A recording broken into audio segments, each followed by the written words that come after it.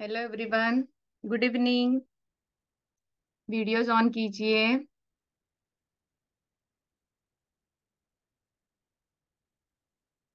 नमस्ते। हरिओम। चलो session start करते हैं, बाकी के लोग ज्वाइन होते रहेंगे। It's 8 o'clock। Sit straight. हाथों की ज्ञान मुद्रा बनाइए। Simple, first two finger slightly touch. Keep it on your knees. Gently close your eyes. चेहरे पे अच्छी सी smile. Inhale. Exhale. Inhale.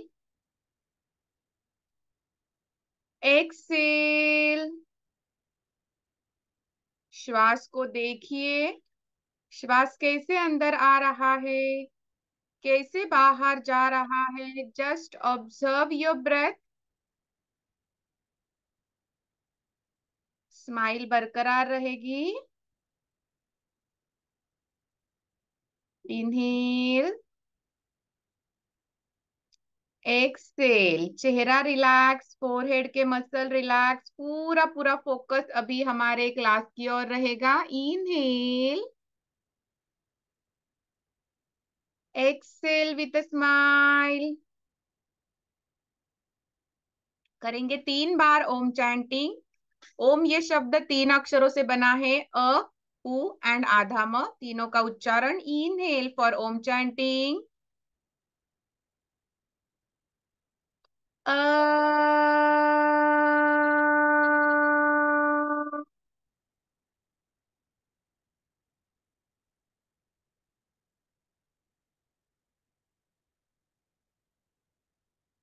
Try to feel the vibrations of अकार ध्वनि, उकार ध्वनि, मकार ध्वनि। Inhale one more time.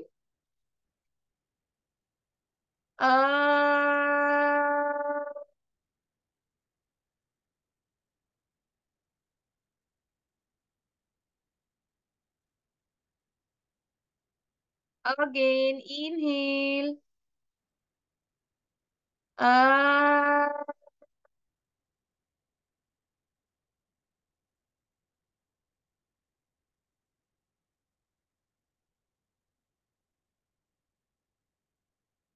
Inhale, exhale.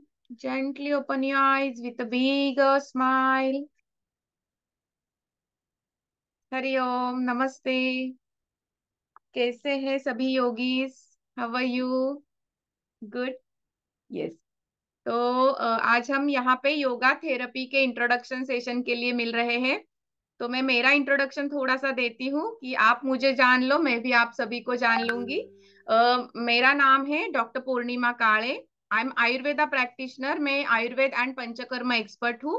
अभी मैं मुंबई में प्रैक्टिस करती हूँ आयुर्वेद एंड पंचकर्मा की।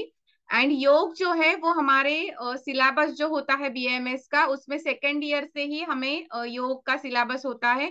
तो तभी से योग is part of my life. And तभी से योग खुद के लिए, फिर प्रोफेशनली कोविड के बाद इसे मैंने ऑनलाइन क्लासेस में लेना शुरू किया।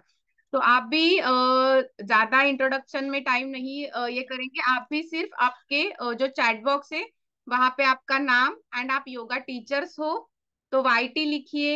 योगा लवर्स हो, जो बिगनर्स है जिन्होंने कभी भी योगा नहीं किया है, वो बिगनर लिखिए, या फिर वाई बी लिखिए, या फिर वाई एल योगा लवर लिखिए। एंड जो डॉक्टर्स है वो डॉक्टर लिखिए। तो फिर मुझे भी पता चलेगा कि कौन कौन कहाँ से है, आप क्या क्या योग क्षेत्र में करते हो। चलो फास्ट।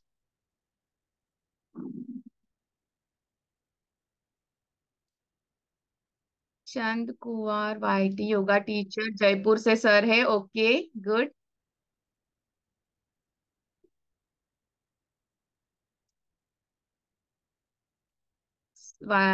सुमित विज जी जो है वो yoga teacher Ambala. Okay, good. Manisha ma'am है। संदीप भोर मुंबई से है। Good. Kavita Suresh from Bangalore. Yoga Y L लिखा है आपने, कविता जी। बिगनर हो आप?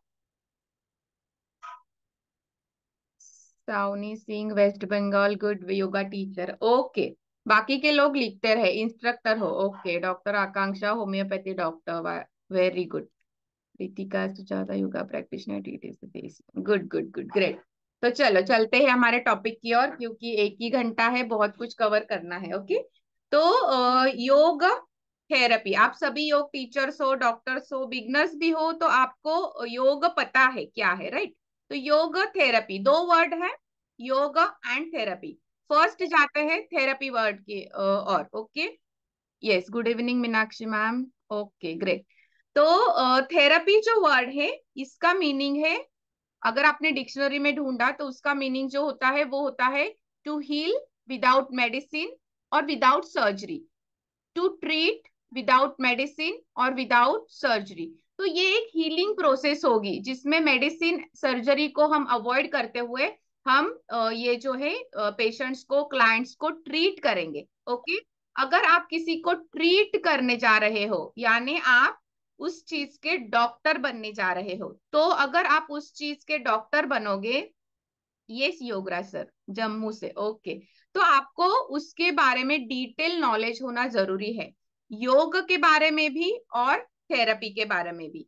थेरेपी जो वर्ड है उसका बहुत इजी मीनिंग है टू ट्रीट, टू हील, लोगों को अच्छा करना। कैसे अच्छा करना?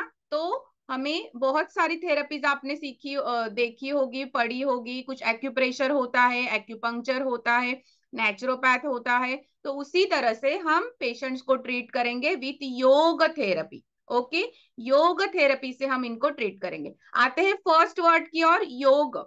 योग ये जो शब्द है, सभी योगा टीचर से 200 आवर्स तो एटलीस्ट सबका हुआ है, तो आपको पता है कि योग शब्द का मीनिंग क्या है, जोड़ना। ओके, लेकिन आपने अगर किसी ने भी ये सभी पढ़ा होगा ग्रंथ हमारे जो महर्षि पतंजलि महाराज ने जो लिखे हैं योग सूत्र, तो उसमें कहीं पे भी व्याधि को ठीक करने के लिए योग कहा गया है ऐसे नहीं आया है, राइट? हमारे योग का जो एम दिया गया है, या फिर एम का योग का जो उद्देश्य दिया गया है, दैट इज समाधि।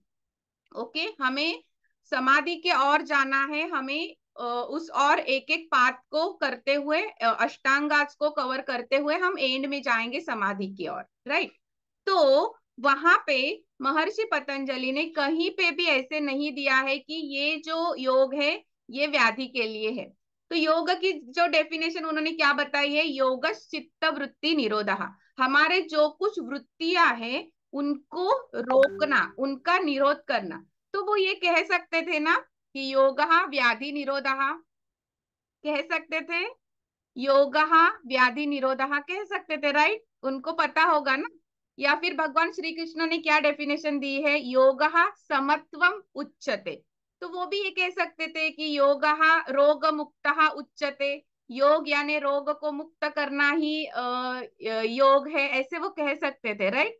उन्होंने ऐसे नहीं कहा है, उन्होंने हमें हमारे समाधि की ओर जाने के लिए हमें प्रवृत्त किया है कि हमें उस अष्टांग यम नियम आसन प्राणायाम धारणा ध्यान समाधि, सॉरी प्रत्याहार धारणा ध्यान समाधि, इन 8 स्टेज में हमें समाधि की ओर जाना है। लेकिन इसके लिए उन्होंने ही, आपने अगर पतंजलि योग सूत्र पढ़ा होगा तो 9 ऑब्स्टेकल्स दिए हैं आपके योगा के जर्नी में। ओके, उसे उन्होंने अंतरायास कहे हैं। अंतराया यानी क्या? अगर आप योगा के पाथ में चल रहे हो तो आपके जो योगा का पाथ है, जर्नी है, उसमें आपको कुछ ऑब्स्टेकल्स आएंगे जो आपको उस एंड तक नहीं जाने देंगे। उसमें से फर्स्ट इज व्याधि। ओके, उसमें फर्स्ट जो दिया है व्याधि, बाकी के 8 है स्त्यान संशय, बाकी के बहुत है, लेकिन फर्स्ट जो दिया है, जो हमारे हम 8 बाकी के सभी के भी एक एक करके सेशंस में आएंगे ही आगे के, लेकिन आज के तौर पे हम जहां कंसंट्रेट करने वाले हैं दैट इज व्याधि। ओके, तो व्याधि अगर आपको है तो आप योगा के पाथ पे आगे अच्छे से नहीं चल पाओगे। फॉर एग्जाम्पल देखिए, मुझे अगर धारणा करनी है, त्राटक करना है, मैं कैंडल लेके बैठी हूँ एंड मैंने आज ठान लिया कि नहीं मैं आधा घंटा त्राटक करूंगी या फिर मेडिटेशन करूंगी, लेकिन अगर मुझे बैक एक है, मुझे पाइल्स की बीमारी है और मैं बैठ ही नहीं पा रही हूँ, तो फिर अगर मुझे ये स्पॉन्डिलाइटिस की बीमारी है, व्याधि से मैं ग्रसित हूँ, तो फिर मैं योगा के पाथ में आगे नहीं जा पाऊंगी। एग्री करते हो सभी? अगर मेरा हीमोग्लोबिन कम है और मैं आसना ले रही हूँ और मैं ही चक्कर आके गिर गई, तो मेरे क्लाइंट्स के सामने मैं मेरे जो एनर्जी है वो नहीं दिखा पाऊंगी। क्यों? क्योंकि मुझे व्याधि है एनीमिया, मेरा ब्लड कम है, हीमोग्लोबिन कम है, तो मैं नहीं कर पाऊंगी। ओके। तो इसीलिए पहले हमें खुद को हेल्दी रखना या फिर खुद को हेल्दी महसूस करना बहुत जरूरी है। फिर उसके बाद हम हमारे जो क्लाइंट्स है उनको जो उनके डिजीज है उससे हम मुक्त करा सकते हैं। एग्री करते हो? तो इस अगर ये हमें yes Manisha ji, thank you. अगर हमें ये पता है कि हम अनहेल्दी लोगों पे काम करने वाले हैं, तो हमें डिफरेंस भी पता होना चाहिए कि what is healthy and what is unhealthy. Okay. तो वर्ल्ड हेल्थ ऑर्गेनाइजेशन जो है, आपने कोरोना में बहुत डब्ल्यूएचओ का नाम सुना होगा, राइट? कि आज डब्ल्यूएचओ ने ये किया, आज इन्होंने ये प्रोटोकॉल निकाले, कल उन्होंने वो प्रोटोकॉल चेंज किए, राइट? तो वर्ल्ड हेल्थ ऑर्गेनाइजेशन ने पहले जो व्याधि की व्याख्या की थी, हेल्थ की व्याख्या जो की थी, वो उन्होंने बताया था just merely absence of disease. अगर आपको कोई बीमारी नहीं है तो आप हेल्दी हो। बाद में उन्होंने ही इस डेफिनेशन को रिवाइज किया एंड उन्होंने बताया if you are physically, if you are mentally, if you are spiritually and if you are socially fit, socially well being, तभी आप हेल्दी हो। ओके। तो देखिए, फिजिकली फिट यानी क्या? आपका हीमोग्लोबिन, थायराइड, बीपी, डायबिटीज सभी अच्छा है, आपको कहीं पे भी दर्द नहीं है, आपको पैर नहीं दुख रहे, आपकी बैक नहीं दुख रही, तो आप फिजिकली हेल्दी हो। Mentally, what is mentally healthy? अगर आपके लाइफ में स्ट्रेस है, एंजाइटी है, डिप्रेशन है एंड आप उसको अच्छे से हैंडल कर पा रहे हो, आप वो स्ट्रेस एंजाइटी के ऊपर ज्यादा आगे नहीं जा रहे हो, आप उस स्ट्रेस को अच्छे से हैंडल कर पा रहे हो। आप ऑफिस में गए, कुछ तो अनबन हो गई, घर में कुछ अनबन हो गई, कुछ फाइनेंशियल प्रॉब्लम्स हो गए, तो भी हम वो अच्छे से हैंडल कर पा रहे हैं, देन आप मेंटली फिट हो। ओके। आपकी नींद अच्छी है, देन आप फिजिकली मेंटली फिट हो। What is spiritually? तो आपका जो सोल है, आप उससे अच्छे से ब्लिसफुल कंडीशन में फील कर पा रहे हो, आप आपके सोल से कनेक्ट हो पा रहे हो। ओके। ये थोड़ी सी एडवांस स्टेज है, जब आप मेडिटेशन में आगे आगे जाते हो तो इस स्टेज को आप फील कर सकते हो। What is socially fit? कि आपके रिलेशनशिप्स में आप बहुत अच्छे हो, यानी आपके फैमिली रिलेशंस हो, आपके फ्रेंड्स हो, आपके ऑफिस में कलीग्स हो, इनमें आपके सब में आपके रिलेशनशिप्स में बहुत अच्छे से हार्मनी है। ओके। तो ये जो है, ये चारों अगर आपके पास है तो आप हेल्दी कहे जा सकते हो, हेल्थ के डेफिनेशन में आप फिर बैठते हो। ओके। आयुर्वेद में इसे क्या कहा है देखिए, समदोषः समाग्निश्च समधातु मलक्रिया प्रसन्न आत्मेन्द्रिय मनः स्वस्थ्य इत्यभिधीयते। डिफिकल्ट है, एक एक याद करेंगे, आगे आपको याद भी हो जाएगा, मैं ग्रुप पे लिख के भी भेज दूंगी। ओके। समदोषः, तो आयुर्वेद में 3 दोष बताए हैं, राइट? वात, पित्त, कफ। आपने थोड़ा बहुत इसके बारे में पढ़ा होगा, सुना होगा। तो वात, पित्त, कफ, ये दोष जब नॉर्मल होते हैं तो हमें वो अच्छे होते हैं। अगर उनका बैलेंस हो, इम्बैलेंस हो गया, कुछ बढ़ गया कुछ कम हो गया, तो व्याधियां जनरेट होना स्टार्ट हो जाती है। तो दोष जो है हमारे, वो समस्थिति में रहना जरूरी है। Shahana, just ma'am, ma'am English वाला सेशन नहीं है, ये हिंदी वाला है। बीच बीच में अगर आपको कुछ भी समझ में नहीं आए तो पूछ लीजिए, मैं आपको इंग्लिश में ट्रांसलेट कर दूंगी। ओके। अभी मैं जो बता रही हूँ that is shloka of health definition in Ayurveda. Okay. So there are 3 doshas, vata, pitta, kapha. When these are in balance state, we can say we are healthy. आगे चलते हैं, समदोषा समाग्निश, बहुत बहुत बहुत इंपॉर्टेंट एस्पेक्ट ऑफ आयुर्वेदा, अग्नि। यानी अगर आप इसको इंग्लिश में बोलना चाहो तो you can call it as a digestive fire. Okay. आपका जो अग्नि है, आपकी जो डाइजेस्टिव फायर है, वो बैलेंस होना जरूरी है। इसमें भी हम आगे एक दिन अग्नि संकल्पना पूरा लर्न करेंगे, पूरा सीखेंगे कि कैसे कैसे अग्नि डिफर होता है प्रकृति वाइज। जब प्रकृति सीखेंगे तो वो भी सीखेंगे, लेकिन आपकी डाइजेस्टिव फायर अच्छी होना जरूरी है। Okay, then samadosha, samagnish, samadhatu. What are dhatus? So there are 7 dhatus: rasa, rakta, मांस, मेद, अस्थि, मज्जा, शुक्र। ओके, ये 7 धातुओं से हमारा शरीर बनता है। 7 धातुओं को, धातु जो है वो हमारे शरीर का धारण करते हैं। तो ये 7 धातुओं भी बैलेंस होना जरूरी है। कहीं पे मेद बढ़ा है, फैट बढ़ा है, कहीं पे रक्त कम हुआ है, कहीं पे रस कम हुआ है, तो आप में व्याधियां आना स्टार्ट हो गया है, ये हम कह सकते हैं। ओके, समदोषा, समाग्निश, समधातु, मल। 3 मल कहे गए। मल यानी क्या? वेस्ट प्रोडक्ट, तो यूरिन है या फिर फीकल मैटर है, या स्वेद यानी स्वेटिंग है, तो ये भी नॉर्मल होना जरूरी है। आप कहोगे कि मुझे 2-2 दिन मोशन कोई नहीं होता है एंड मैं हेल्दी हूँ, मुझे यूरिन के लिए बहुत बहुत बहुत बार जाना पड़ता है एंड मैं हेल्दी हूँ। नहीं, यू आर रॉन्ग। अगर ये हमारे मल जो है वो अच्छे से बाहर जा रहे हैं, तभी हम हमको खुद को हेल्दी कह सकते हैं।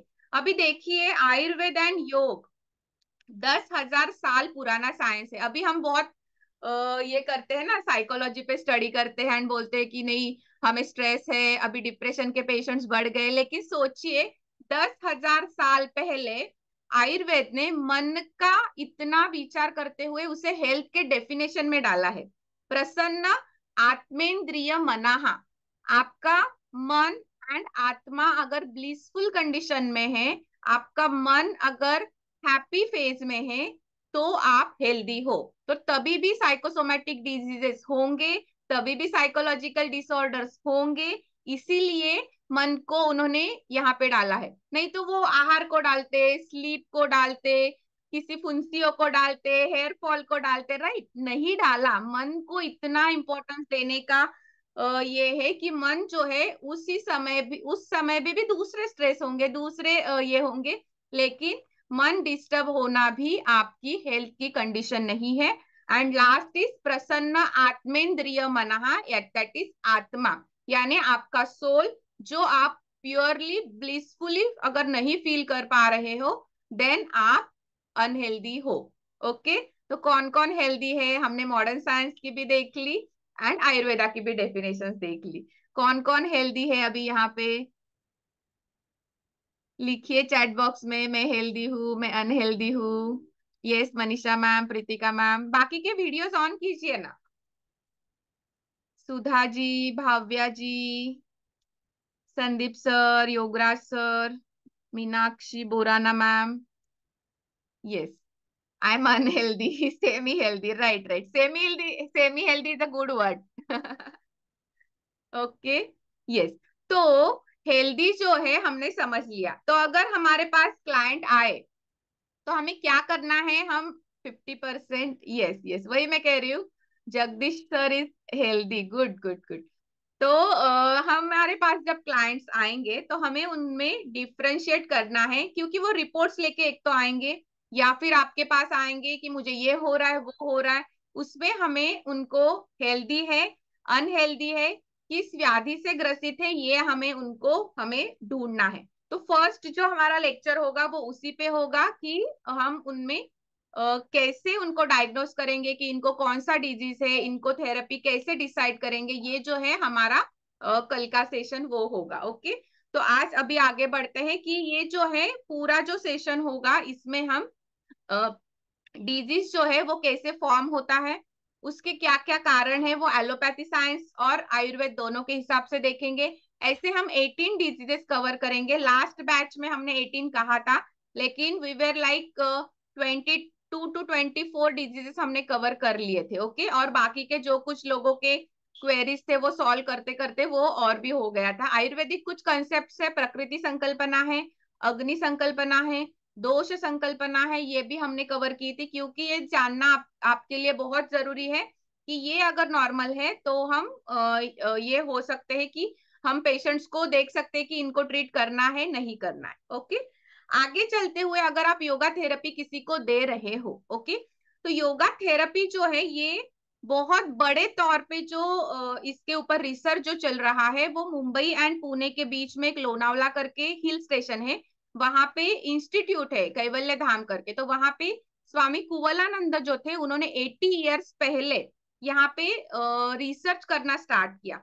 So that is a hospital, वहां पे ना एक अच्छा सा बड़ा हॉस्पिटल है, जैसे एलोपैथी के हॉस्पिटल्स होते हैं, आयुर्वेद के हॉस्पिटल्स होते हैं, वहां पे अच्छे से हॉस्पिटल है। वहां पे पेशेंट को एडमिट नहीं कहेंगे, मतलब सलाइन वगैरह नहीं लगाते, लेकिन वहां पे रख के उनको पूरी यौगिक थेरेपी दी जाती है। तो यौगिक थेरेपी में जो कुछ पूरे इंक्लूडेड है हम आगे देखेंगे, वो किया जाता है। वहां पे बहुत सारे रिसर्च चलते हैं, एक एक रिसर्च करते हुए उन्होंने कुछ कुछ प्रोटोकॉल्स डिसाइड किए हैं कि ये डिजीज है तो इसके ऊपर ऐसे ऐसे काम करना है, ये डिजीज है तो इसके ऊपर ऐसे ऐसे काम करना है। तो ये सभी जो है हम एक एक करके आगे सीखने वाले हैं। ओके, तो योगा जो थेरेपी है, तो डिजीज जो है ये, हाँ, हमने देखा था कि महर्षि पतंजलि ने इसके ऊपर ज्यादा स्ट्रेस नहीं दिया है एज अ आसना, क्योंकि उन्होंने आसनास नहीं बताया है।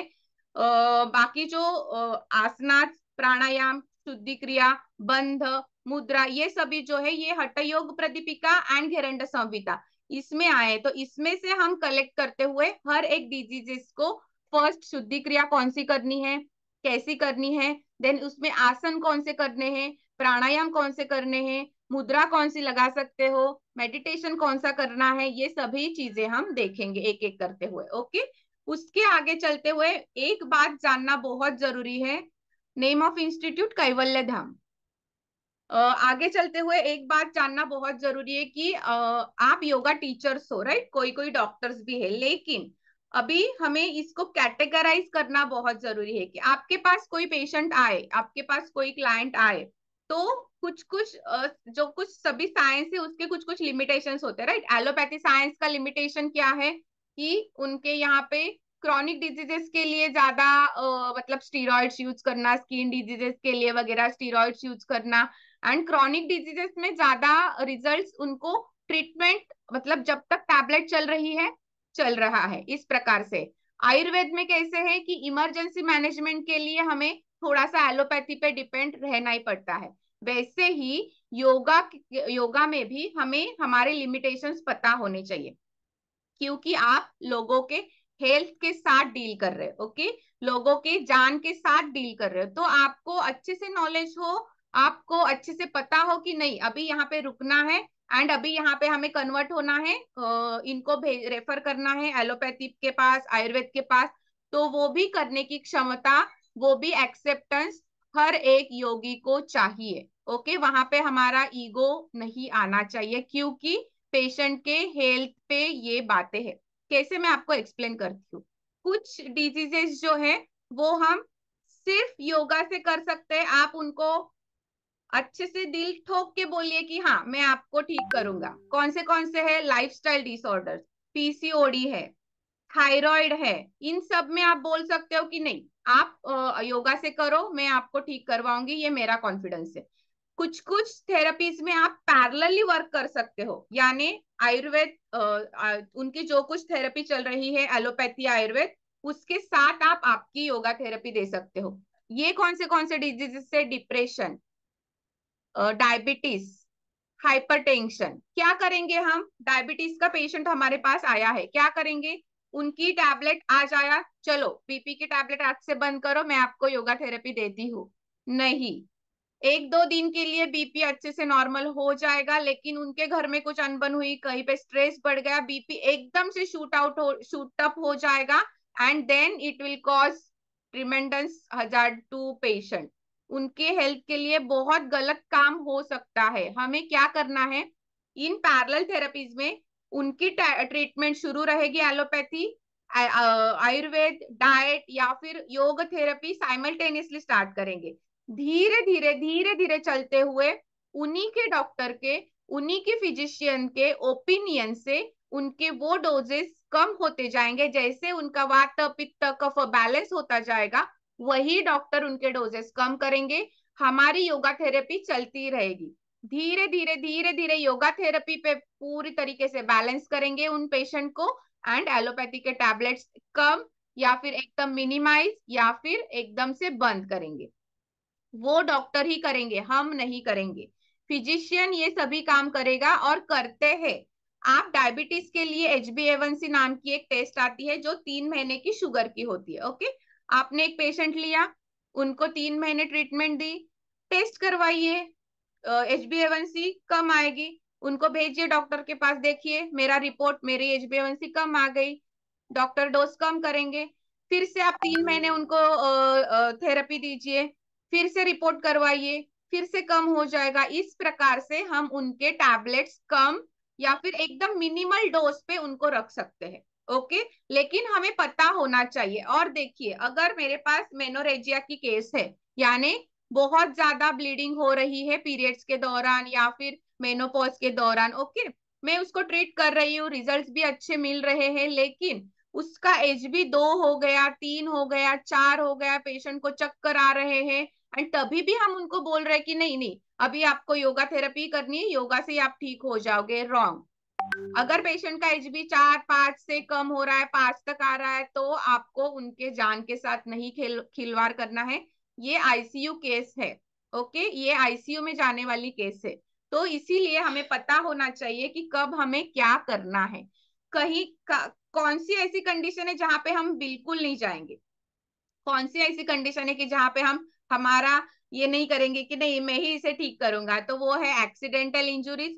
कुछ भी एक्सीडेंट हुआ है, बर्न इंजुरी हुई है, शॉक लगा है, हार्ट अटैक आया है, बीपी शूट आउट हुआ है एंड पैरालिसिस हुआ है, हम तभी उनको नहीं इंसिस्ट करेंगे कि नहीं मैं ही आपको ठीक करूंगी योगा से, नहीं। तभी उनको इमरजेंसी मैनेजमेंट मिलना बहुत जरूरी है, जो क्रिटिकल उनके 3-4 आवर्स होते हैं।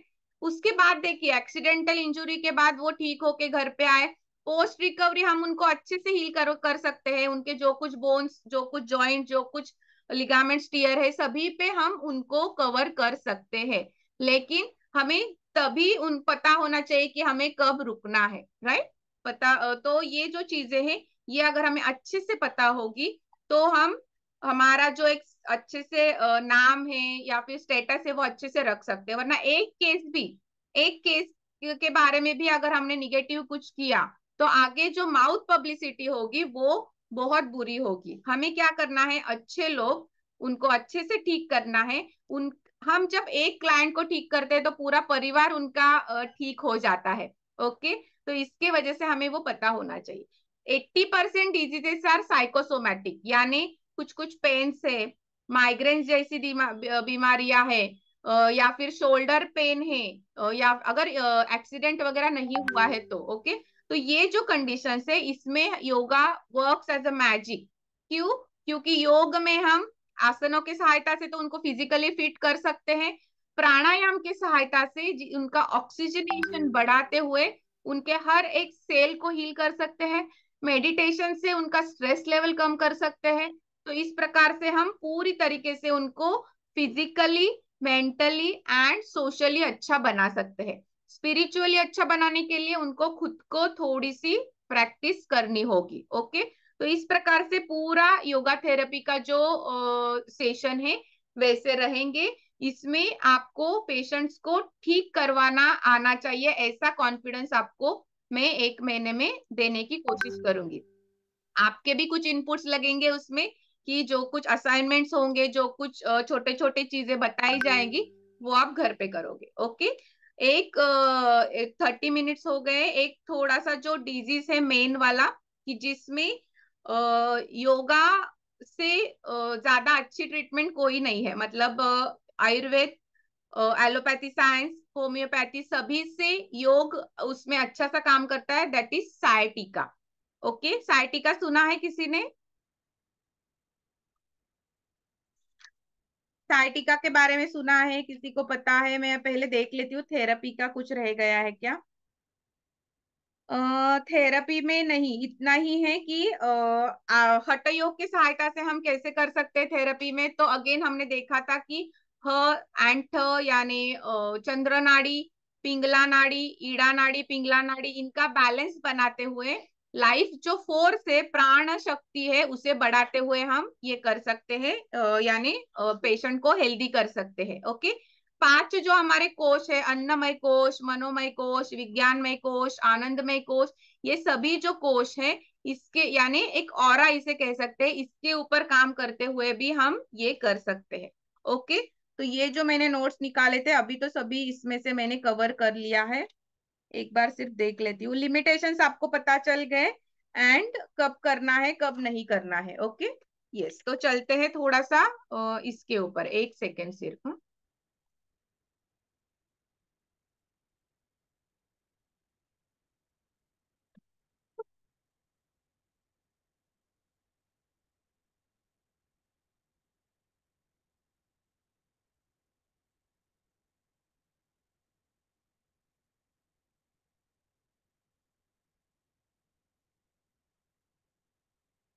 चलो ओके, तो साइटी का समझने के लिए पहले मेरे पास एक मॉडल है, वो देख लेते हैं, फिर उसके साथ साथ थोड़ा सा सीख लेंगे। देखिए, ये जो है हमारा वर्टिब्रल कॉलम इसे कहते हैं। ओके, ये कहाँ से स्टार्ट होता है? हमारे नेक के नीचे, पीछे हाथ लगाइए सभी। नेक के नीचे आपको थोड़ा सा बोन्स फील हो रहे हैं, ये यहाँ से स्टार्ट होता है।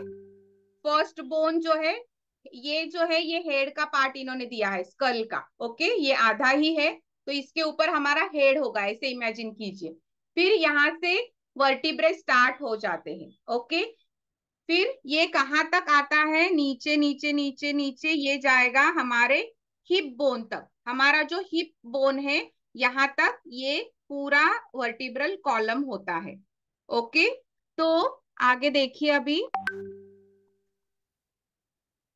ओके, तो इसमें जो है इसका मेन काम क्या होता है? वर्टिब्रल कॉलम्स, मस्कुलोस्केलेटल जो सिस्टम है उसमें बहुत इंपॉर्टेंट पार्ट है। इसका मेन काम क्या होता है? तो it connects our neck to our hip. हमारी जो नेक है एंड हिप, नीचे lower body and upper body को कनेक्ट करने का काम करता है। सेकंड मोस्ट इंपॉर्टेंट इसका काम है, इसके अंदर से एक बहुत बड़ी वाली जो नर्व है जिसे स्पाइनल कॉर्ड कहते हैं। स्पाइनल कॉर्ड सुना है? मज्जा रज्जू जिसे कहते हैं, वो इसके अंदर से जाती है। कहाँ से? मैं दिखाती हूँ, वो इसके अंदर से जाती है एंड उसको प्रोटेक्ट करने का काम ये करते हैं। स्पाइनल कॉर्ड को इतनी सी भी इंजुरी हुई, इतनी सी भी, तो हम गए मतलब पैरालिसिस हो, जिस पार्ट को इंजुरी होगी वो पार्ट काम से गया। ओके, इसीलिए देखिए जब ऑपरेटिव्स वगैरह होते हैं तो स्पाइनल कॉर्ड को बहुत बहुत बहुत सेफली ऑपरेशंस के दौरान ये किया जाता है। ओके, तो ये जो है अभी, एक जो है ये आपको दिख रहा है, ये व्हाइट वाला पार्ट अच्छे से दिख रहा है या थोड़ा पास में? ओके, ये व्हाइट वाला जो है इसे कहेंगे वर्टिब्रा। एक है इसे कहेंगे वर्टिब्रा।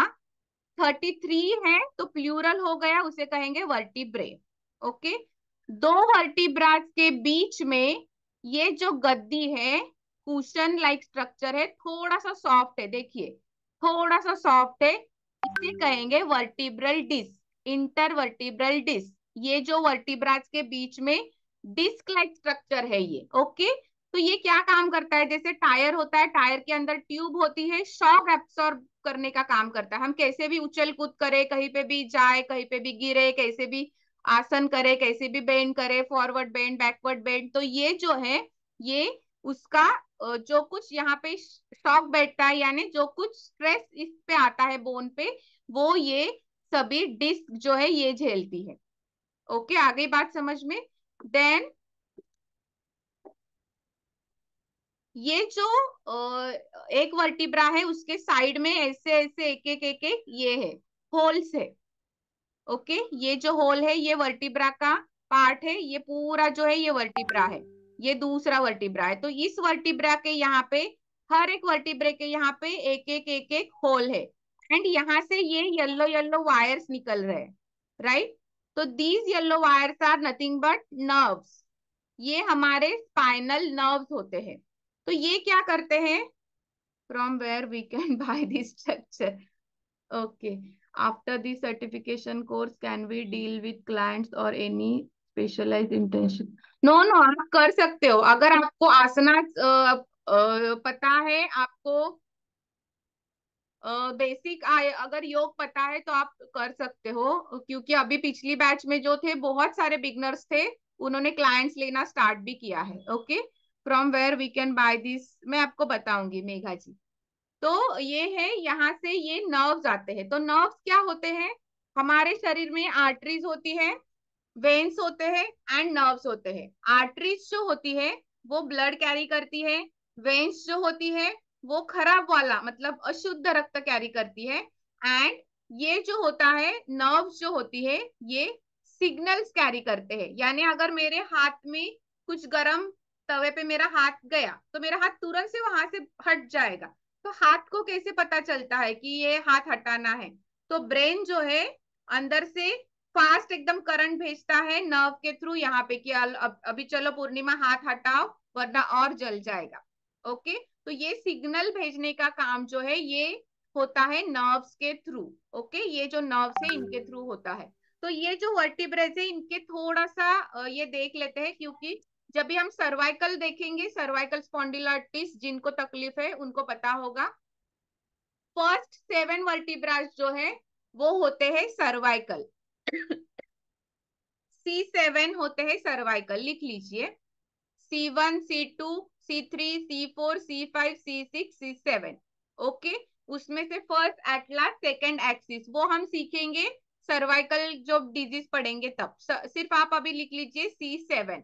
ओके, ये है C7। देखिए हेड के एग्जैक्टली हमारा जो स्कल है ये हेड, उसके नीचे ये 1 2 3 4 5 6 7। ओके, यहां तक आ गए हम C7 यहाँ पे। ओके, देन हमारी जो पसलियां होती है रिब्स, उनको आगे से कनेक्ट करते हुए थोरैसिक होते हैं 12।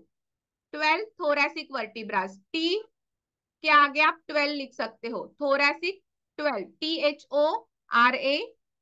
THORACIC, thoracic 12। Okay, T1, T2, T3, T4 ऐसे करते हुए आप T12 तक आ सकते हो। T12। ओके, यहाँ पे है T12। ये देखिए ये है इसका T12। T12 के आगे जाते हैं, लोअर बैक पे सभी हाथ लगाइए। वहां पे आपको अच्छे से बड़े वाले वर्टिब्रेस फील होंगे, दैट इज लंबर वर्टिब्रेस। आपने सुना होगा मुझे लंबर पेन होता है या फिर लंबर स्पॉन्डिलोसिस हुआ है, लंबर स्पॉन्डिलोसिस हुआ है, तो वो जो है लंबर वर्टिब्रेस होते हैं वो 5 होते हैं। ओके, लंबर वर्टिब्रेस 5 होते हैं, L1, L2, L3, L4, L5। 5 वर्टिब्रेस lumbar होते हैं। उसके आगे सैक्रल वर्टिब्रा, ये जो ये बड़ा वाला है, ये शेप पीछे से दिखाती हूँ, ये जो है ये बड़ा वाला, ये वाला। ओके, ये 5 वर्टिब्रास का एक ही बना होता है। जैसे जैसे हम बड़े होते हैं तो ये फ्यूज हो जाता है, मतलब ये एक दूसरे में मिल जाते हैं। पहले जब बचपन में वो 5 अलग अलग होते हैं, जैसे जैसे हम बड़े होते हैं तो वो एक ही फॉर्म होता है, उसे कहते हैं सैक्रल वर्टिब्रा। ओके, सिंगल जब फॉर्म होता है तो उसे कहते हैं सैक्रम। तो सैक्रल जो होते हैं 5 होते हैं, सैक्रम करोगे तो वो एक होगा। उसके आगे देखिए ये लास्ट वाला, दिस वन, ये टेलबोन। टेलबोन सभी को पता है, राइट? तो टेलबोन क्या होता है? ये भी फ्यूजन है 4 वर्टिब्रास का। 4 वर्टिब्रास जब फ्यूज होते हैं तो टेलबोन फॉर्म होता है, उसे कहते हैं कॉर्सिक्स। COCCYX,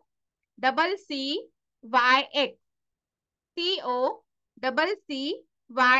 ये 4 वर्टिब्रास का एक वर्टिब्रा बना है। ये देखिए ये जिस जहां पे मेरा ये फिंगर है, ये 4 वर्टिब्रास का एक वर्टिब्रा बना है, ये वाला। ओके, ये 5 वर्टिब्रा का एक बना है, ये वाला। एंड बाकी के सभी सिंगल सिंगल सिंगल होते हैं। ओके, आ गई बात समझ में?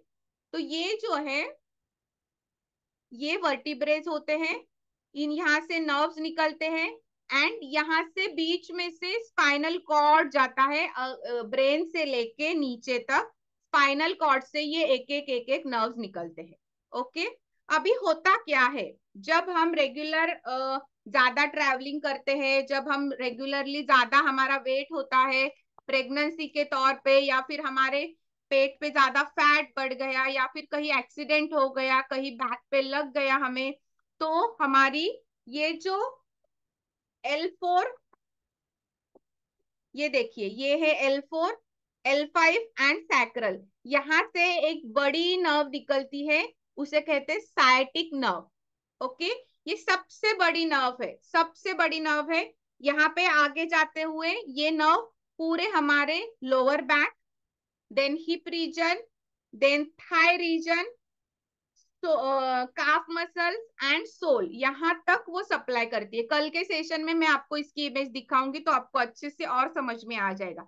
अभी इमेजिन कीजिए सिर्फ आप कि एक वायर है जो आपके लोअर बैक से दोनों थाइस के ओर, फिर थाइस के नीचे, सॉरी, लोअर बैक से हिप की ओर, हिप से थाइस की ओर, थाइस से पीछे पीछे पीछे काफ मसल्स, नी के पीछे calf muscles, then ankle and soles, यहां तक वो पूरी सपोर्ट करती है।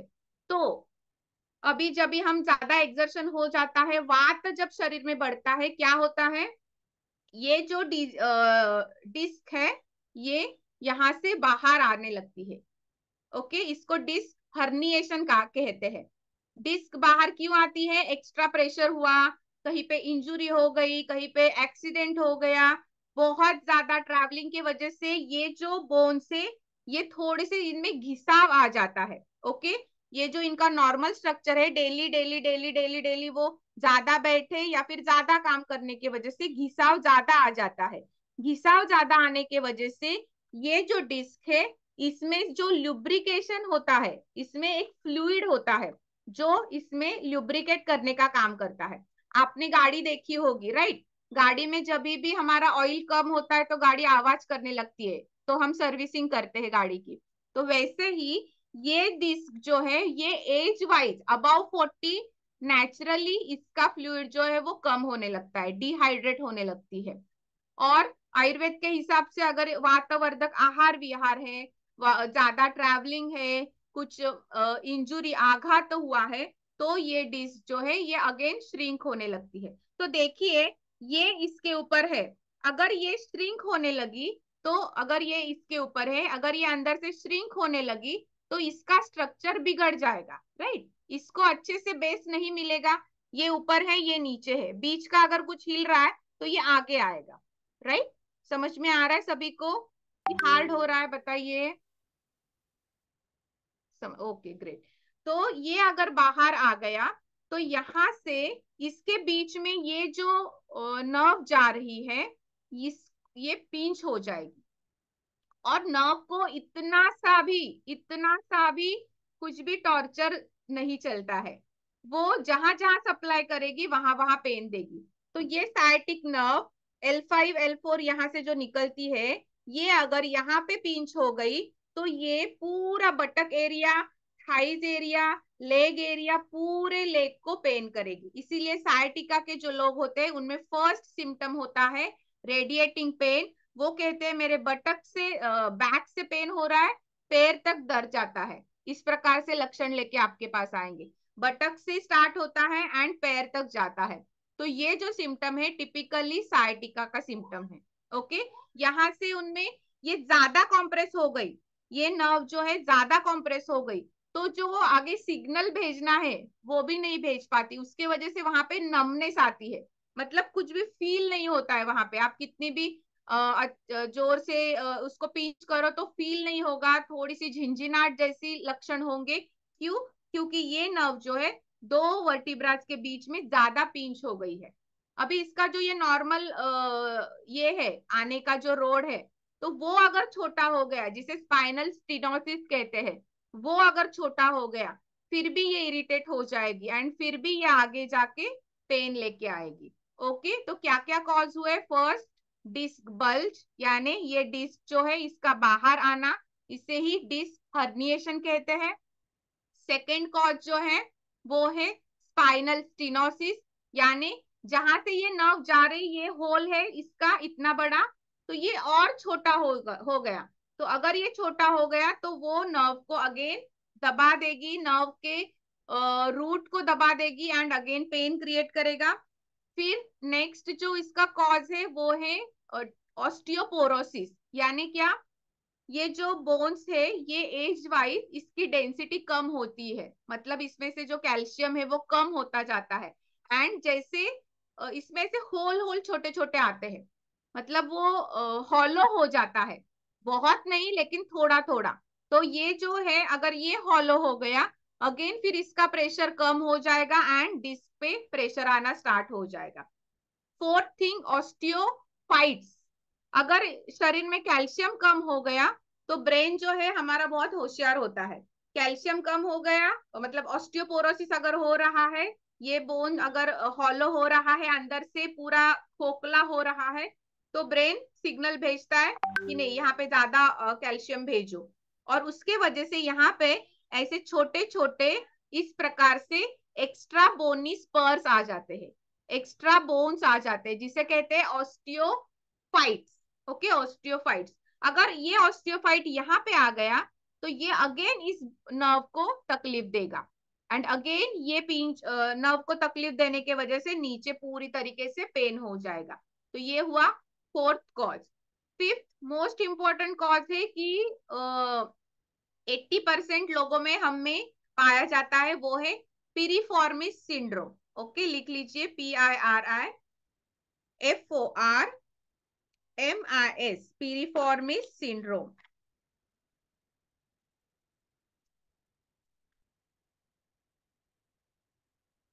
ओके, तो ये क्या है देखिए, ये है हमारा ये वर्ट हिप हिप बोन।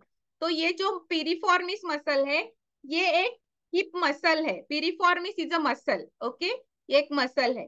तो ये इस प्रकार से है कि यहाँ से स्टार्ट होता है एंड इट सपोर्ट्स टू यहाँ पे लेग के जो हमारा मसल है, यहाँ पे बोन है, यहाँ पे सपोर्ट करता है इस प्रकार से।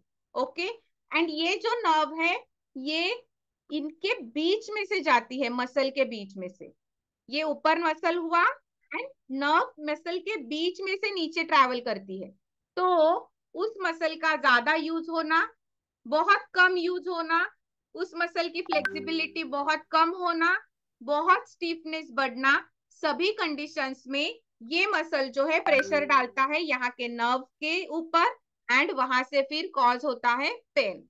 तो मोस्टली हमारे पास जो 80% लोग आते हैं वो पीरिफॉर्मिस सिंड्रोम से ही आते हैं।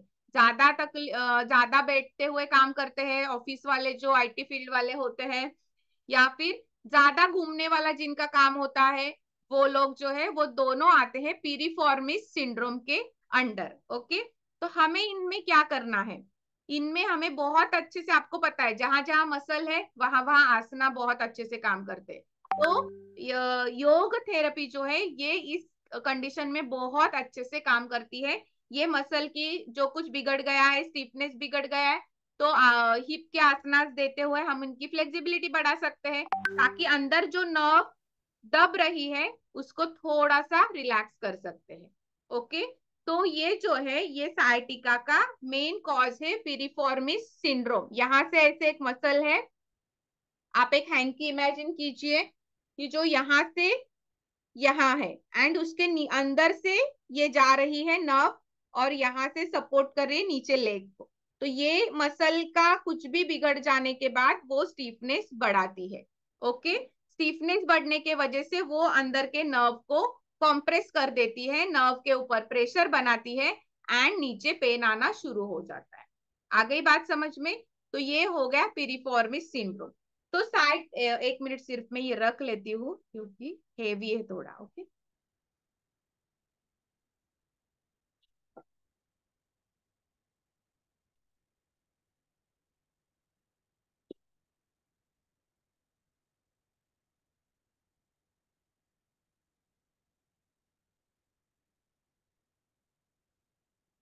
तो आपको ये क्यों पता होना चाहिए कि ऐसे हमारे पास सिम्टम लेके तो पेशेंट आएंगे, फिर हम क्या करेंगे, अगर आपके पास एक पेशेंट आया और वो बोलेगा कि मेरे ना काफ मसल में पेन है, ओके, काफ मसल में पेन है, तो हम उन्हें बाकी के थेरेपीज, बाकी के ट्रीटमेंट, डॉक्टर जो है बाकी का calcium, vitamin B12, pain killers देंगे, हम भी कुछ कुछ और थेरेपीज देंगे। लेकिन आपके दिमाग में, अगर आपने ये कोर्स किया है तो आपके दिमाग में ये आना चाहिए कि हमें ये one of the cause of sciatica हो सकता है, ये पेशेंट साइटिका का हो सकता है। ओके, फिर हम उनको आगे आगे वाले सिम्टम पूछेंगे कि क्या उनको हिप से पेन स्टार्ट होता है, क्या उनका पेन नीचे ट्रैवल करता है, क्या उनको बैक में पेन होता है, क्या उनको नंबनेस होता है, क्या उनको फॉरवर्ड बेंड करने से पेन ज्यादा बढ़ता है, क्या उनको बैकवर्ड बेंड करने से अच्छा रिलीफ लगता है।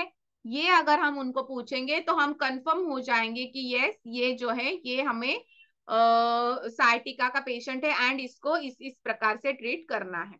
ओके, इसीलिए योग थेरेपी, एनाटॉमी, फिजियोलॉजी, डिजीज कैसे हमारे शरीर में आता है, कैसे बढ़ता है, ये समझना बहुत जरूरी है। ओके, फिर आयुर्वेद के हिसाब से हुआ या फिर एलोपैथिक। आयुर्वेद के हिसाब से इसे आयुर्वेद में घृद्रसी कहा गया है। गीधड़ सुना है आपने? गीधड़ बर्ड होता है ना, ये एक, वो ऐसे ऐसे चलता है। तो ये जो पेशेंट्स है, ये बैक लेग के पेन के वजह से थोड़ा सा उनके चलने का पैटर्न ऐसे हो जाता है। तो लास्ट बैच में मैंने ये सिखाया। फिर एक जो मैम थे, वो एक सत्संग के लिए गए, वहां पे उन्होंने एक आंटी को देखा था, वो ऐसे चल रहे थे। उन्होंने उनको जाके पूछा कि क्या आपको साइटिका है? आंटी बहुत खुश हो गई कि अरे आपको कैसे पता चला। तो ये जो है थोड़ा सा, आप अगर अच्छे से स्टडी करोगे ना, तो आप पेशेंट को देखते भी डायग्नोसिस कर सकते हो कि हाँ नहीं, ये ऐसे ऐसे पेशेंट है एंड इनको ऐसे ऐसे ट्रीट करना है। ओके, आयुर्वेद में थोड़ा सा बता देती हूँ, फिर हम क्वेरीज आपके जो चैट बॉक्स में है वो ले लेते हैं। ओके, आयुर्वेद के हिसाब से ये जो व्याधि है, ये वातज व्याधि कहा गया है। वात कफज, जो तीन दोष है, वात पित्त कफ, उनमें से वात एंड कफ, ये दो दोष इस साइटिका घृद्रसी में बिगड़ गए होते हैं। सिम्टम सेम दिए है आयुर्वेद में भी कि घृद्रसीवत चलना होता है इन लोगों का, बटक पेन होता है, स्पिक पेन होता है यानी थाइज में पेन होता है, लेग पेन होता है, ये सभी जो है वो दिया है उसमें। ओके, ट्रीटमेंट कैसी करनी है एंड इसको कैसे ट्रीट करना है वो हम कल देखेंगे कि इस प्रकार से जो साइटिका का पेशेंट अगर आपके पास आए तो आपको ये बातें ध्यान रखना बहुत जरूरी है। Okay, can you repeat 5 causes? Yes yes, first is disc herniation या फिर डिस्क बल्ज जिसे आप कह सकते हो। Second is spinal stenosis. Third is calcium की कमजोरी, यानी आप इसको ऑस्टियोपोरोसिस कह सकते हैं।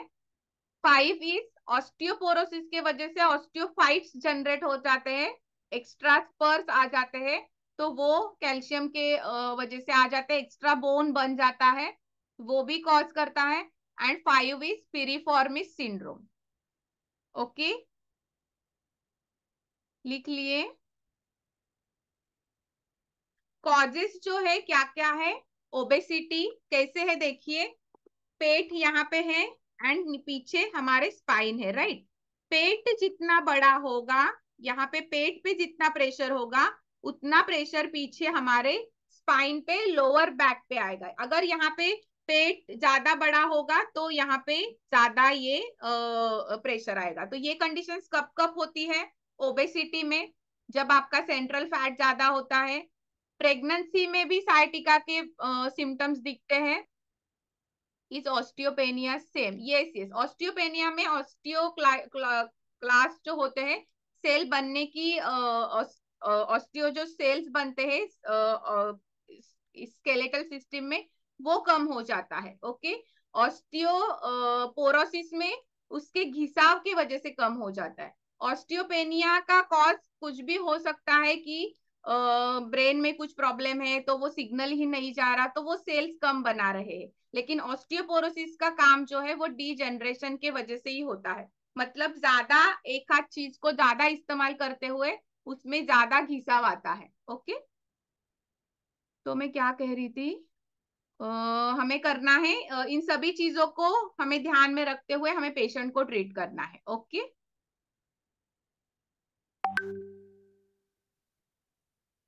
Can you repeat 5 causes? ये मैंने बता दिए। यस, हम देख रहे थे कि इसके कॉजेस क्या क्या है। पेट का फैट ज्यादा, प्रेशर पीछे ज्यादा, first is obesity, second is pregnancy, third is constipation. Ayurveda में इससे बहुत इंपॉर्टेंस दिया है कि कॉन्स्टिपेशन के वजह से बहुत सारी डिजीजेस का जो कारण है, मदर कहा गया है।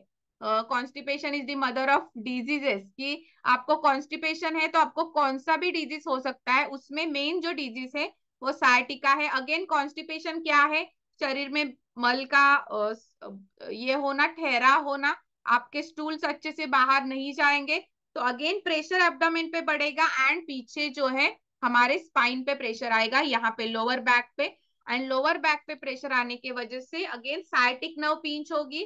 साइटिक नर्व पिंच होगी तो वो नीचे जाएगी एंड बटक पे पेन, थाइस पे पेन एंड काफ मसल पे पेन करेगी। ओके, आ गई बात समझ में?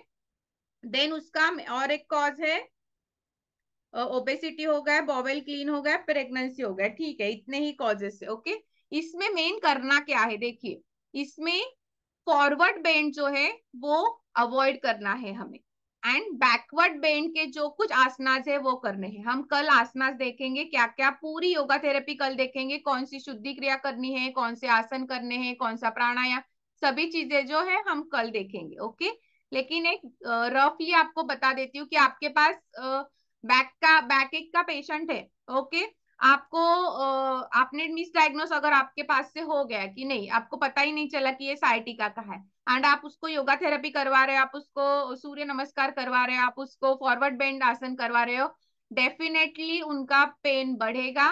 डेफिनेटली उनका जो साइटिका का नर्व पिंचिंग का प्रॉब्लम है वो बढ़ेगा, एंड इट ज्यादा से ज्यादा वो सीरियस कॉज भी हो सकता है। अगर हम ज्यादा फॉरवर्ड बेंड करें, ये जो नर्व है ज्यादा पिंच हो गई, तो आगे जाते हुए उसका सप्लाई सिग्नल का बंद भी हो सकता है एंड पैरालिसिस जैसे कंडीशंस भी हो सकते हैं। ओके, तो हमें वहां पे बहुत कॉशियसली सोचना है कि हम इसमें क्या करें क्या नहीं करें, वो सब हम सीखेंगे धीरे धीरे। ओके, तो ये सभी चीजें जो है ये हमारे सेशंस में कवर होंगे। इसमें 18 डिजीजेस कवर होंगे with all yoga therapy. Ayurveda के कुछ कंटेंट कवर होंगे। आपको international yoga alliance Ayush ministry का भी सर्टिफिकेशन मिलेगा, पीडीएफ आपको मिलेगी, आपको रिकॉर्डिंग डेली मिलेगी, एंड आपको लाइव सेशंस भी डेली होंगे। ओके, आपको अगर कुछ भी योगा नहीं आ रहा, आप बिगनर भी हो, तभी भी आप ज्वाइन कर सकते हो, क्योंकि आपके सभी क्वेरीज जो है वो क्लियर किए जाएंगे। ओके, अभी देखते हैं यहाँ पे क्या क्या क्वेरीज है। पीडीएफ, यस, पीडीएफ मिल जाएगी आपको, बुक्स की पीडीएफ भेज दी जाएगी। ऑस्टियोपेनिया का हो गया, can you repeat 5 causes? Okay, how to maintain hydration, yes, ये हम देखेंगे कि आयुर्वेद में इसके लिए क्या क्या कहा गया है, इसका हाइड्रेशन कैसे मेंटेन करना है, कैसे। हमने एक सेशन स्पेशली योगा टीचर्स के लिए भी लिया था कि योगा टीचर्स ने कैसे हेल्दी रहना है। ओके, क्योंकि बहुत ज्यादा इंजुरीज योगा टीचर्स को ही होती है, तो वो भी हमने कवर किया था, तो वो भी करेंगे। मेंटेन हाइड्रेशन जो है इसके लिए अभी आपको मैं बता देती हूँ कि अभ्यंग, आयुर्वेद में अभ्यंग बहुत इंपॉर्टेंट बताया है। अभ्यंग यानी क्या? तिल का जो तेल होता है, सीसेम सीड्स जो होते हैं उसका तेल होता है, तिल तेल, तो उससे डेली आयुर्वेद में मसाज कहा गया है। तो मसाज यानी क्या? जो हम रगड़ा रगड़ी वाला मसाज होता है वैसे नहीं। अभ्यंग यानी तेल को अंदर की और ज्यादा से ज्यादा कैसे तेल अंदर जाए वो करना होता है। तो अगर आप डेली ये करते हो तो आपका शरीर जो है, एक्चुअली अभ्यंग इस वात की ट्रीटमेंट कही गई है। ओके, वात जो दोष है उसके उसको कम करने के लिए अभ्यंग कहा गया है। तो वात क्या करता है? शरीर को सुखाने का काम करता है। देखिए, फैन लगा है, यहाँ पे कुछ गीला है, मैं फैन लगाऊंगी तो ये सूख जाएगा, राइट? वैसे ही शरीर में जो वात है वो सभी चीजों को सुखाने का काम करता है, अगर वो विशिएटेड है तो, राइट? नॉर्मल वात हमें चाहिए आंखें ब्लिंक करने के लिए, चलने के लिए, हाथ पैर हिलाने के लिए वात चाहिए। लेकिन जब ये वात बिगड़ जाता है तो हमें डिजीजेस आने लगते हैं। मोस्टली वात रिलेटेड जो डिजीजेस है वो डीजनरेटिव डिजीजेस होते हैं, यानी घिसाव के वजह से होने वाले डिजीज। तो उसमें जो है अभ्यंग बहुत अच्छे से काम करता है। अभ्यंग, स्वेदन, स्वेदन यानी स्टीम कही गई है आयुर्वेद में, एंड बस्ती चिकित्सा वो हम आगे डिस्कस करेंगे जब पंचकर्मा ट्रीटमेंट डिस्कस करेंगे। ओके, तो आप अभी तो 40s के बाद ये ज्यादा डिजनरेशन नेचुरली हो जाता है, तो अगर आपको हेल्दी रहना है तो आज से, अभी से, कल से जितना जल्दी हो सके उतने जल्दी खुद को मसाज करना स्टार्ट कीजिए, तभी आपके बोन अबाउ 60 अच्छे रहेंगे। माइल्ड ऑस्टियोपेनिया के लिए प्रिकॉशंस बताइए। यस, ऑस्टियोपेनिया है तो आपको सभी जो आसनास है वो धीरे धीरे करने हैं, क्योंकि सेल्स वीक होते हैं, तो आपको आसनास धीरे धीरे करने हैं। मेन आपको फोकस करना है प्राणायाम पे। प्राणायाम एक ऐसी चीज है जो आसनास से भी ज्यादा बहुत इंपॉर्टेंट है, क्योंकि हर एक सेल क्या है, ऑस्टियोपेनिया यानी सेल्स का फॉर्मेशन कम हो रहा है, राइट। ऑक्सीजन क्या करेगा, देखिए कली है एक, वो मुरझा गई है, तो जब हम उसको पानी डालते हैं, जब उसको अच्छे से हवा आती है, अच्छे से लाइट आती है, तो कली कैसे खिल जाती है। वैसे प्राणायाम से जब हम डीप ब्रीदिंग, डीप श्वास लेते हैं, हर एक सेल को एनर्जी मिलती है, हर एक सेल जो है उनका फंक्शन अच्छा होने लगता है, हर एक सेल जो बिगड़ गई है वो हील होने लगती है। तो प्राणायाम आप ज्यादा से ज्यादा करवाइए, तो ये आपके लिए अच्छा है। प्रीतिका मैम, आप ये करवाना स्टार्ट कीजिए, अभ्यंग एंड ज्यादा से ज्यादा प्राणायाम। ओके, तो ये हो जाएगा। Do you we have any exams? नहीं, एग्जाम्स नहीं होंगे, लेकिन कुछ कुछ असाइनमेंट्स होंगे, आपके अच्छे ही के लिए होगा कि अगर आप थोड़ा सा पढ़ोगे डेली का डेली, तो आपको क्लाइंट्स जल्दी आप ले सकते हो। ओके, एग्जाम्स नहीं है, सर्टिफिकेशन के लिए आपको एग्जाम नहीं होगी, आपको डायरेक्टली सेशन खत्म होने के बाद आपको सर्टिफिकेशन मिल जाएगा, सर्टिफिकेट मिल जाएगा। मैम, फूड में कैल्शियम कैसे इंक्रीज, ये सभी चीजें आगे आगे आएंगी मैम। ओके, ये जो योगा थेरेपी है इसमें शुद्धि क्रिया, आसन, प्राणायाम, बंध, मुद्रा, मेडिटेशन, आहार विहार, आचार, ये सभी चीजें इंक्लूड होगी। हर एक डिजीज के बारे में हम सभी बातें करेंगे। ओके, और किसी के कुछ क्वेरीज, क्योंकि 1 घंटा हो गया है। सेशन के बारे में या फिर कोर्स के बारे में कुछ क्वेरीज है आपको? कैसे लग रहा है, समझ में आया क्या? Nice session, yes, thank you, thank you.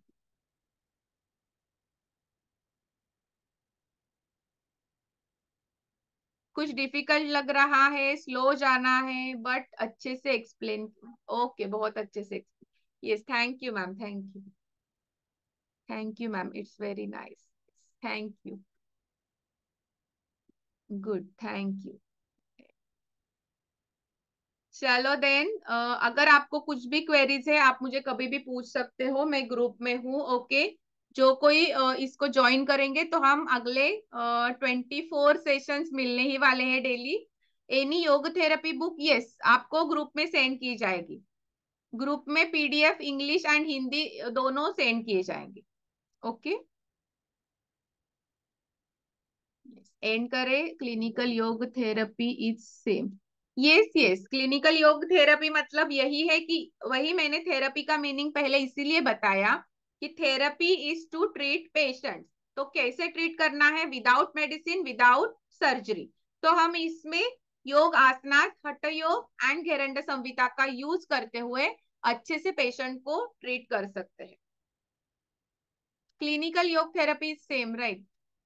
आपको कुछ और पता है Sandeep sir?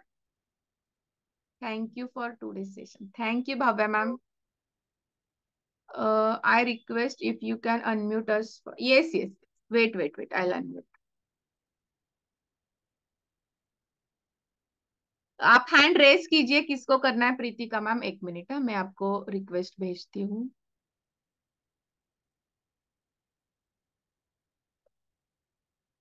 Okay, Yes, yes. Thank you so much, ma'am.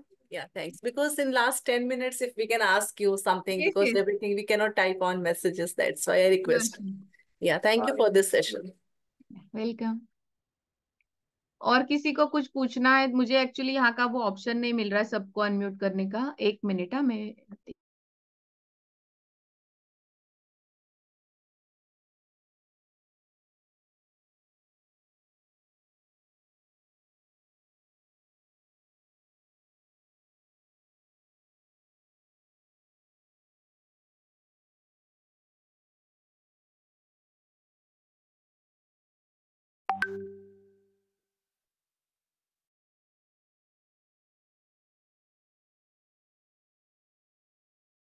देखिए अभी आप अनम्यूट कर पा रहे हो? Yes, ma'am, I can do. I think it will be in your setting if you can unmute everyone.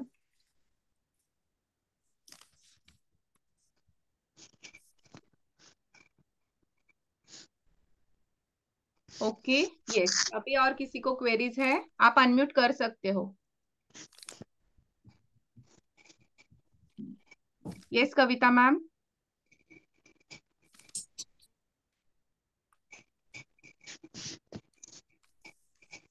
Ma'am session पूरा बहुत अच्छा था, समझ में भी सब कुछ आ रहा है, लेकिन कहीं कहीं मतलब as you said you'll give us notes, so हम कॉपी तो कर रहे हैं लेकिन कहीं कहीं चूक मतलब इतना स्पीड से नहीं हो पा रहा है। यस यस, तो स्लो जाएंगे थोड़ा। ओके, आपको जहां पे समझ में नहीं आए पूछ लीजिए, वहां पे हम्म। रिपीट करेंगे या फिर स्लो जाएंगे। और जो भी आपने बोला ये सब नोट्स मिलेंगे हमको ना? हाँ हाँ, नोट्स यानी बुक्स के पीडीएफ्स है, तो बुक्स में ये ओके। सभी मिलेंगे। 2 बुक्स रहेंगे उसमें, सभी है। कैसे होता है ना, प्रोफेशनल कोर्सेज में वर्ड टू वर्ड नोट्स नहीं दिए जाते, आपको रेफरेंस बुक्स दिए जाते हैं, ताकि आप उनको भी पढ़ो, ये भी सुनो, ये भी पढ़ाई करो, और आपकी एक अच्छे से नोट्स बना। तो ये हम हमारे इसमें कल से स्टार्ट करेंगे कि नोट्स बनाना पिछले बैच ने बहुत अच्छे से किया था। एक एक डिजीज के एक एक नोट्स पूरे बनाए थे। तो इससे क्या होता है कि आप एक डिजीज लोगे, आप उसके ऊपर पूरा शुद्धि क्रिया, आसन, प्राणायाम सभी लिखोगे एंड ग्रुप में शेयर करोगे, तो सभी को आपके नोट्स भी मिल जाएंगे। उनका कुछ मिस हो गया है तो वो भी लिख सकते हैं, एंड आपको भी कुछ इनपुट्स देने हैं तो दे सकते हैं। तो ऐसे करते हुए एक अच्छे से बुक बनेगी आपकी yoga therapy. Okay. Thank you so much ma'am, thank या वेलकम। यस मेघा मैम, आकांक्षा मैम, चंद को कंवर जी, योगराज जी, Jagdish sir. Okay.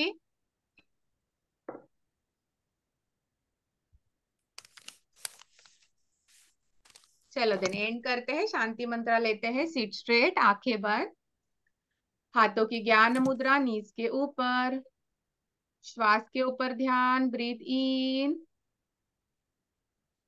Breathe out, focus on your breath. Breathe in, breathe out. दोनों हाथों का नमस्कार, palms to heart center. Inhale for shanti mantra. ॐ पूर्णमद पूर्णमिदं पूर्णात् पूर्णसमुच्यते पूर्णस्य पूर्णमादाय पूर्णमेवावशिष्यते। ॐ शान्ति शान्ति शान्ति। ॐ शान्ति शान्ति शांति। Rub your hands. Keep it on your eyes. Gently open your eyes and relax. Hari Om. See you tomorrow. कल फिर रिपीट करेंगे sciatica. No, don't worry. Okay, bye bye, take care.